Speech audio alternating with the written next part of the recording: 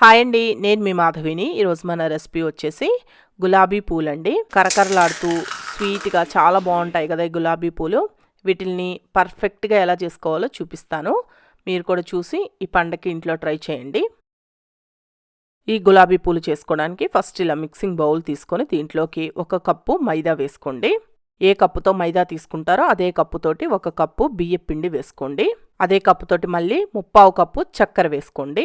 3/4 cup చక్కెర కరెక్ట్గా సరిపోతుందండి. మీరు స్వీట్ ఎక్కువ కావాలంటే కొద్దిగా ఎక్కువ వేసుకోవచ్చు, చక్కెర తక్కువ కావాలంటే కొద్దిగా తగ్గించి వేసుకోవచ్చు. దీంట్లోనే 1 చిటికెడు సాల్ట్ వేసి ఫస్ట్ వీటిలన్నింటిని ఒకసారి కలపండి, సాల్ట్ కలిసిపోయేటట్టు. స్వీట్స్లో ఎప్పుడైనా 1 చిటికెడు సాల్ట్ వేశారనుకోండి, ఆ స్వీట్ అనేది వెగటిగా లేకుండా ఉంటుంది. ఇలా ఒకసారి మొత్తం కలిపేసిన తర్వాత ఇప్పుడు దీంట్లో 1 కప్పు దాకా నీళ్లు పోసుకొని ఫస్ట్ మొత్తం బాగా కలిసేటట్టు కలుపుకోండి. సుమారుగా దీంట్లో 1.5 కప్పు దాకా నీళ్లు పడతాయండి. దాన్ని బట్టి చూసుకొని కలుపుకోండి. నేను 1 కప్పు పోసి కలిపాను, సరిపోలేదు కదా, ఇంకొక 1/2 కప్పు పోసి కలుపుతున్నాను. ఈ విధంగా చూసుకొని కలుపుకోండి. బ్యాటర్ అనేది మరీ ఎక్కువ లూజ్గా ఉండకూడదు మనకి, అలా అని మరీ ఎక్కువ చిక్కగానే ఉండకూడదండి. ఎక్కడా ఉండలు లేకుండా మొత్తం పూర్తిగా కలిసిపోయేటట్టు ఫస్ట్ కలుపుకోండి. ఇప్పుడు చూడండి, ఈ విధంగా కలుపుకోవాలండి. చక్కెర అనేది పూర్తిగా కరిగిపోయేంత వరకు కలపండి. ఇలా కలుపుకున్న తర్వాత ఈ బౌల్కి మూత పెట్టేసి ఒక 10-15 నిమిషాలు పక్కన పెట్టండి. పిండి అనేది కాస్త నానుతుంది.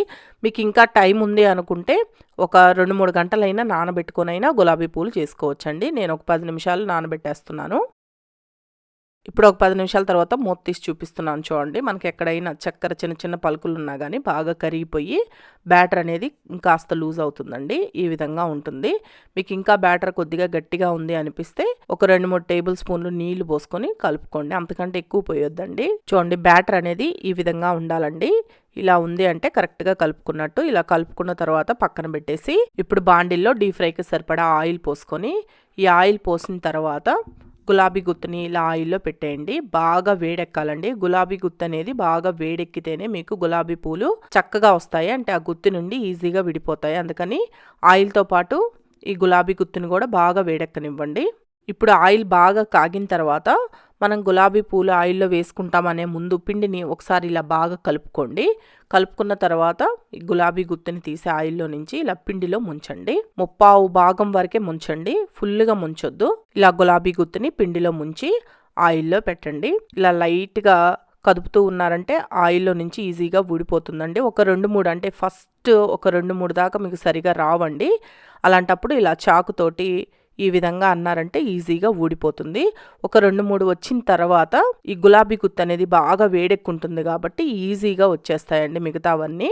ఫస్ట్ ఒక 2-3 కొద్దిగా కష్టంగా అనిపిస్తుంది. ఈ గులాబీ పువ్వు అనేది గుత్తు నుంచి విడిపోయిన తర్వాత ఈ గులాబీ గుత్తుని ఇలాగే ఆయిల్లో ఉంచేసేయండి. బాగా వేడెక్కుతూ ఉంటుంది.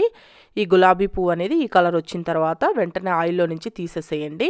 లైట్ కలర్ ఉన్నప్పుడే తీసేయండి. ఆయిల్లో నుంచి తీసిన తర్వాత కూడా ఇంకొద్దిగా కలర్ మారుతాయి. అలాగే ఈ గులాబీ పూలు అనేవి ఆయిల్లో నుంచి తీసేటప్పుడు కాస్త మెత్తగా అనిపిస్తాయండి. కొద్దిగా ఆరిన తర్వాత బాగా క్రిస్పీగా వస్తాయి. సేమ్ ఇదే విధంగా గులాబీ పూలన్నింటినీ వేసుకోవాలండి. అలాగే గులాబీ పువ్వు వేసే ప్రతిసారి పిండిని ఒకసారి కలుపుకోండి. అలాగే ఈ గులాబీ పువ్వు వేసిన తర్వాత మీకు ఇలాగా సైడ్స్ నా చిన్న చిన్న బొబ్బుల్స్ లాగా వచ్చాయి కదా, వీటిని తీసేసేయండి. లేకపోతే మీరు ఆ గులాబీ పూలు వేసినప్పుడు వాటికి అంటుకుపోయి చూడడానికి అంత బాగుండవు. ఆ చిన్న చిన్నవన్నీ ఆయిల్లో నుంచి తీసేసి గులాబీ పూలు వేసుకోండి. అలాగే ఫ్లేమ్ని అడ్జస్ట్ చేసుకుంటూ వేయించుకోండి. మరి ఎక్కువ పొగలు వచ్చేటట్లు ఆయిల్ కాగినా కానీ గులాబీ పూలు అనేవి మాడిపోతాయండి. అందుకని ఫ్లేమ్ని ఒకసారి ఆయిల్ బాగా కాగిన తర్వాత మీడియం ఫ్లేమ్లో పెట్టుకునైనా మీరు గులాబీ పూలు వేసుకోవచ్చు. నేను ఇక్కడ చూపిస్తున్నాను చూడండి. ఆయిల్ అనేది బాగా కాగి ఒక 4-5 గులాబీ పూలు వచ్చిన తర్వాత మీకు ఈ విధంగా ఈజీగా ఊడొచ్చేస్తుందండి. గులాబీ పూలు గుత్తి నుంచి గులాబీ పువ్వు అనేది ఒక 3 లేదా 4 గులాబీ పూలు వేసుకొనైనా మీరు చకచకా చేసేసుకోవచ్చు. నేను ఇక్కడ చూపిస్తున్నాను చూడండి. ఒక 3 పూలు ఈజీగా వచ్చేసాయి కదా, ఈ విధంగా అయినా చేసుకోవచ్చండి. అలాగే గులాబీ పువ్వు గుత్తి అనేది కొత్తదైతే ఒక 2 రోజులు ఆయిల్లో నానబెట్టేయండి అని చెప్తూ ఉంటారు కదా, అలా ఏం అవసరం లేదండి. ఆయిల్ అప్లై చేసేసి ఒకరోజు పక్కన పెట్టేసి గులాబీ పూలు చేసుకుంటే చక్కగా వచ్చేస్తాయి. అన్ని గులాబీ పూలని ఇదే విధంగా చేసుకోండి. మరి చూసారు కదండి గులాబీ పూలు ఎంత ఈజీగా చేసుకోవచ్చో. కొద్దిగా పిండి తీసుకున్నా కానీ ఎక్కువ గులాబీ పూలు వస్తాయండి. తీతీగా మంచి క్రిస్పీగా చాలా బాగుంటాయి. ఈ పండక్కి మీరు కూడా ఇంట్లో ట్రై చేయండి. ఈ వీడియో మీకు నచ్చింది అనిపిస్తే మన ఛానల్ని సబ్స్క్రైబ్ చేసుకోండి. లైక్ చేయండి, షేర్ చేయండి, కామెంట్ చేయండి.